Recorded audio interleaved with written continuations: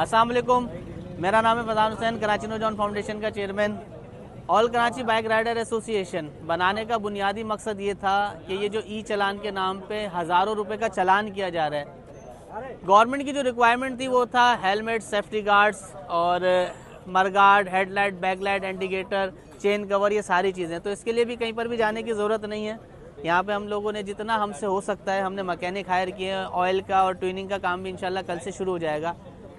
मेरी आप तमाम लोगों से गुजारिश है, ये हेलमेट को जो है ना टंकी के ऊपर रख के ना घूमिएगा, क्योंकि शहर भर के अंदर जितने भी हादसा हुए हैं हेलमेट ना होने की वजह से जो है वो सर पे चोट आई, जिसकी वजह से जहाँ भाग हुए हैं। अभी हाल ही दिनों के अंदर, एक हफ्ते के अंदर आपने देखा होगा 2-3 एक्सीडेंट ऐसे हुए जिनमें नौजवान लड़के जो है वो एक्सीडेंट के अंदर जो है जद में आए, सिर्फ और सिर्फ सर पे उनके चोट लगी हेलमेट ना होने की वजह से। तो ये सारी मेहनत जो की जा रही है वो इसलिए की जा रही है कि हम अपने कराची के शहर वालों को जो है वायलेशन से बचा सकें। तो आप लोगों से गुजारिश है, जो जो चीज़ें हैं जो हम दे रहे हैं उसको अवेल करें, खुद भी वायलेशन से बचें और दूसरों को भी वायलेशन से बचाएं। शुक्रिया।